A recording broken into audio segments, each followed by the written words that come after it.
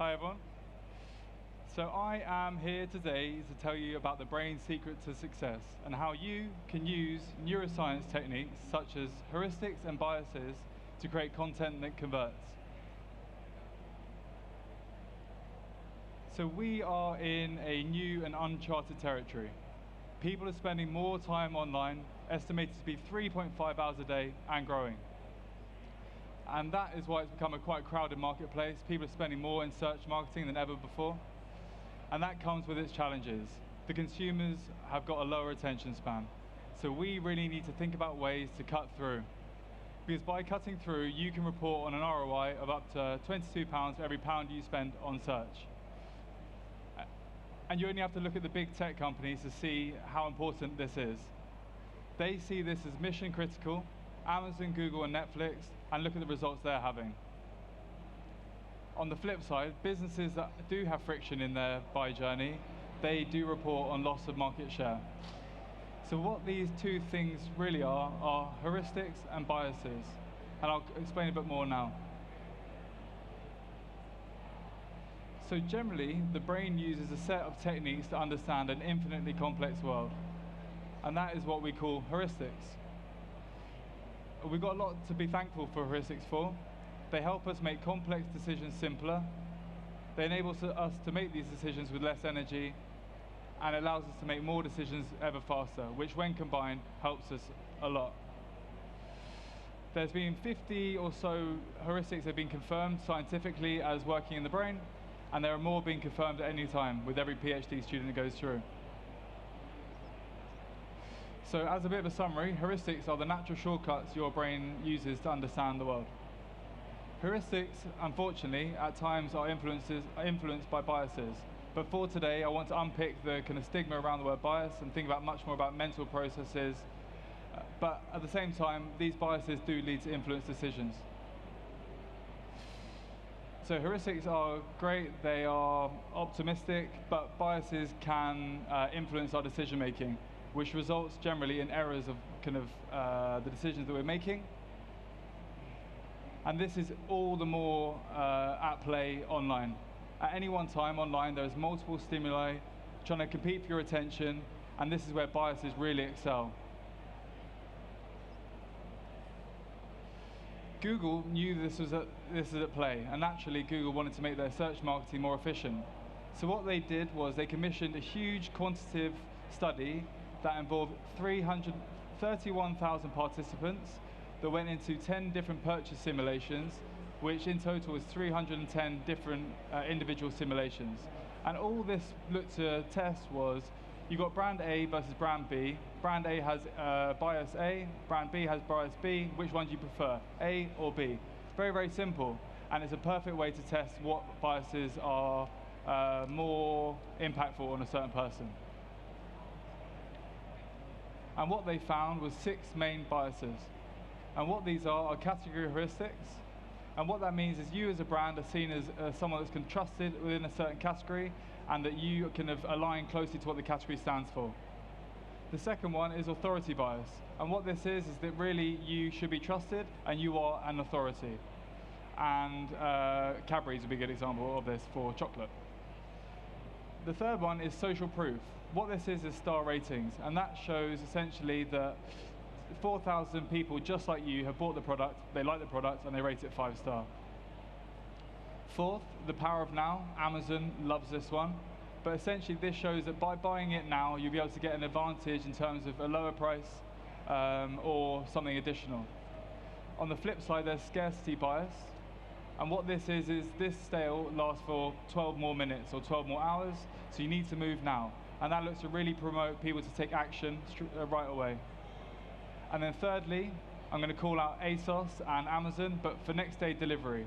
This is where they're going to offer something free, and that means you do all of your purchasing with them. So these are the 6 major biases, and we're going to come back to those shortly. But there are some other really, really interesting findings from the messy middle. The first one really challenged the conventional marketing funnel that you may have seen.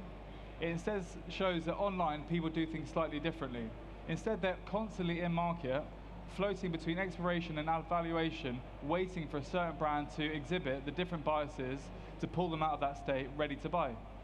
And this, like I said, turns the conventional marketing funnel on its head a little bit more, shows that online is a very, very unique, different environment. Thirdly, some of the key takeaways they also showed is that you have to be present in search. If you're not, someone else will be taking your potential customer's preference away from you. So you have to be visible, whether this is in PPC or in top position in organic SEO. Second of all, online is an aggressively fierce place for price. So you have to think about your pricing strategy to be seen as at least on par or cheaper to your competitors. Else they'll just kind of eat your breakfast. Thirdly, we as humans have an innate tendency to overvalue new things, and that means that newcomers or disruptors often get a certain preference given to them by our brains. The third one, in kind of contradiction to that, is having a strong brand matters all the more importantly than ever before. So these are the kind of more broader takeaways from this. But I wanted to stop and tell you a story about Tony. Does anyone know this guy? You nodded the most avidly, so you can take this. It's yours. We got a winner. Bing, bing, bing. So, the story of Tony Chocolonely. And what I want to tell you is that Tony is a master at heuristics and biases. And heuristics have really helped Tony embed himself into the chocolate category, something that was very, very stable for a long, long time, with Cadbury's owning the majority of it. But Tony's come along, understood heuristics and biases, and that has helped him breed familiarity.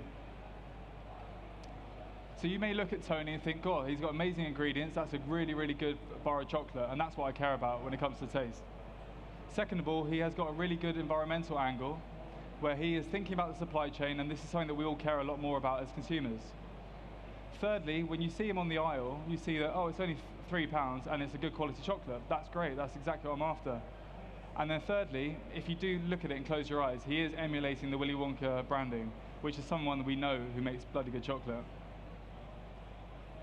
And what I'm going to say to you is these are all examples of heuristics at play, and as a result, Tony has kind of taken his fair share of the chocolate market by storm. And this is all the more at play online. This is a screenshot from the mobile and desktop experience of someone wanting to buy Tony online. You can see here that different retailers are shouting about its ingredients, that some of them are buying it directly from Google, an authority in selling online, that there are 4,000 five-star reviews, that there is a sale on for Tony, that they're only £1.89, and for some of the retailers they're offering free delivery. And this is a perfect example of the findings of the messy middle at play in the search results. You can see the category heuristics, the authority bias, social proof, power of now, scarcity, and the power of free. And you can find this for every different product that's available in shopping.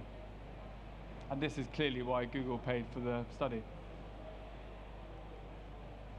And Tony's done pretty well because of it. Year on year, his brand search volume has gone up by 40%, and that's expected to, of course, grow.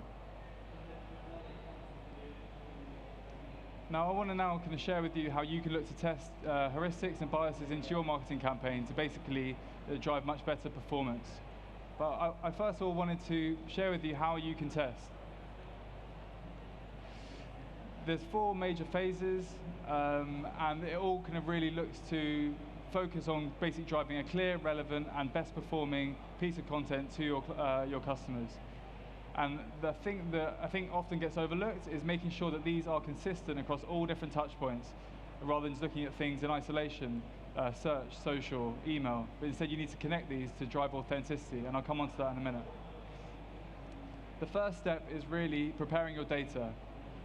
The best part of this is benchmarking to show what the performance is before you start making changes, and then you can really, really clearly show what the uplift is by running these tests. You then need to get a group of pages and randomize them into 2 different batches, and that enables you to have your 2 test conditions.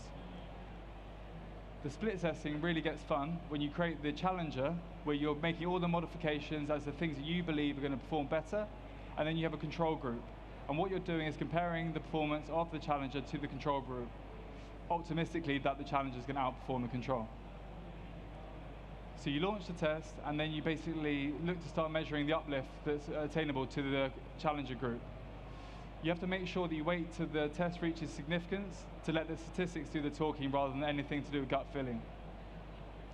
And then hopefully the challenger has outperformed the control, or even if the control outperforms the challenger, you know which one is better performing. So if it is the challenger, there's lots of ways you can look to scale the implementation of the best performing group to the whole site. One thing to be said at that, be prepared to be able to roll back any of the changes just in case you find out that when these findings are overlaid across the whole site, they actually may not be better performing. So you have to do a bit of a dip your toe in to see what works. I want to say that may have basically felt pretty complicated. Fortunately, there are some amazing tools to help you do this. I don't work for them, I'm not trying to plug them, they are just generally really useful and help kind of some of the challenges, especially with the data preparation angles. Search Pilot is a search optimization network, and that basically looks to create different groups of pages where you can look to test the search results as to which are the best performing. And then of course, there's lots of different A/B testing companies here, and they're unbelievable. And they're even better when they're connected with search. And I feel that's something that's often overlooked, that search into site testing combined. So now we're going to look at where to test. So there are three main environments. The search listings, and that's where you can look to really understand the biases and the impact of bias. The landing pages, where you can understand the impact of heuristics, but you're trying to be helpful for people on the go. And then the third one is all around having consistent communications across all your different own touch points, as well as thinking about the test findings and applying them to your email. So we're going to look at search listings. With organic, you've got the meta title and the description. These are great places to start testing out what performs better. Descriptions, at times, are often being modified by Google nowadays, and that's generally based on the fact that they have been modifying descriptions to fuel what their findings are for paid, and that's where they've looked to prove these different biases. And then for paid, you have the same equivalent headers and descriptions, but the best thing about paid is you can basically show different formats and combinations, and out of the box in PPC, you can basically test the different variations for Google to tell you what the best performing combination is. What we've done at Roast is we built a tool. This helps our clients. Basically, we upload examples of their metadata, their ad copy. We then compare it to their competitors to show where they under-index or over-index for the different biases, to show where there's opportunity to run more tests. So that is search listings. So we're getting people from the search results onto the site. So once you've got people on the site, that's when you start moving into the realm of running some really, really good CRO tests. The best thing about this is you can really use some of the different search tools to understand how rich Google sees your landing page, just to pair it up to the findings of what I just spoke about. With CRO, there's a lot about structuring the page in a way that is user-friendly, but also clearly labeled for bots to understand everything about it. So you need to think about your breadcrumbs, product videos, third-party reviews, and all those things I spoke about before in terms of heuristics to make sure that it's a rich landing page experience. On the right-hand side, one thing to remember is something about bluff, which is bottom line up front. That's how we scan pages on mobile really, really quickly. There's some amazing heat maps to show you how this kind of works. But when we as humans are busy, we look to scan out pages in the same way. So put your key content in that kind of line of gaze all the way down to make sure that you've got your kind of key takeaways there. The second thing on the right is speed. On mobile, nothing's more important than watching a web page load. It's rewarded in search, so you need to think about your mobile experience and make sure it's fast and it loads fast. I haven't actually covered the thing in the middle there, but that's a Google NLP tool. What that does is you can basically give it a landing page, it will scrape it for all the key themes and topics and show you what the major topics are. And this is where you can get some really, really good findings for the major heuristics that are on the page. And once again, using a tool to do so, make sure that you're not doing it from a gut feeling, but instead you're doing it from a kind of really practical perspective. So we looked at landing pages. Now we're on to looking at consistent communications. I think the main takeaway for this is we as humans have basically got an amazing instinct to be able to sense out authenticity. By going on different platforms and sensing something kind of slightly different, from a brand, it kind of makes you not going to trust them in the same way. So what I wanted to say here is you make sure that all your different touch points are plugged into one another. And an amazing way to do that is, first of all, create a tone of voice framework. That is the way that you want to refer about your brand, your different ways you want to refer to your products, the different lengths that have worked well in previous tests, and have a consistent framework that all your different teams refer to when creating content on the site. That's because you want to make sure you've got consistent experience across your website, social, with any of your third-party partners, as well as online, offline, which means that when someone walks past a bus stop, whether they go onto the site, they're experiencing the same call to action, and they're seeing you as authentic. In terms of email, email is an amazing place to run tests as well. And what I wanted to suggest is take some of those tests that you've done in search and test them in your email, or some of the tests you've done on the landing page and test them in email too. That's where you can really start understanding the nuance between prospects and existing customers, because they do behave similarly, but sometimes they're pretty different. So you only know that once you start running these tests. So just to kind of recap as to where you can test. 3 different environments: search listings, metadata and ad copy. You're testing the biases because you're going up against people in search that are doing so as well. What you're looking to drive here is a stronger click-through rate. With your landing pages, you're testing copy and CTA. And what you're testing here is the heuristics for the people that are on the go looking to buy. And here, obviously, you're looking to maximize the click to lead, the click to buy, and essentially revenue. Thirdly, in terms of having consistent comms, you want to think about creating a centralized database with all of your different content that can be served up on whatever platform you decide it to go. And the best thing about this one is you get to test the different nuances between audiences, and only once you run those tests you really truly understand them. I think the best thing about here is you're not just thinking about new customers, but you're looking to drive retention with your existing customers, as well as saving your own team's time. So looking to KPIs of uplift you can get from running these tests. First of all, click-through. Someone coming out from being a prospect, not knowing your brand, and coming to your site. One of the most important. That then equates to traffic that then you want to pass through efficiently into leads by having a rich landing page with good calls to action. 4, while we're all here, it's all about revenue. Obviously, you want to make sure that we're doing things efficiently, and also it all then transpires into kind of really hard business metrics, such as pounds and pence. And then finally, the one that I'm into more is basically about having our teams work in the most efficient way and not getting them to do the same thing twice. That you basically take findings that you know to be true and then repurpose them as many times as you can. So, I've come to the end. There's 4 things I want you to remember. Heuristics are the mental shortcuts our brains use to make sense of the world. So I recommend you use these on a landing page to help them make sense of your brand too. Biases, Google has its messy middle research, and that is at play at any one time. So consider using biases. Consider using biases to your advantage to cut through from your competitors. Thirdly, and most importantly, if you're not already, really think about testing to understand what really makes your customers tick and understand more in terms of numbers. And then finally, you can report on the uplift by having this testing methodology, and that's reportable across a whole host of different metrics, all the way through to saving your team's time.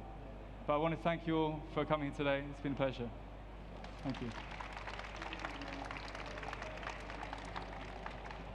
Oh, by the way, we have a stall just over there. If anyone wants to come and ask any questions or talk to us, we're just over there. But thank you guys for coming. It's been a pleasure. Thank you.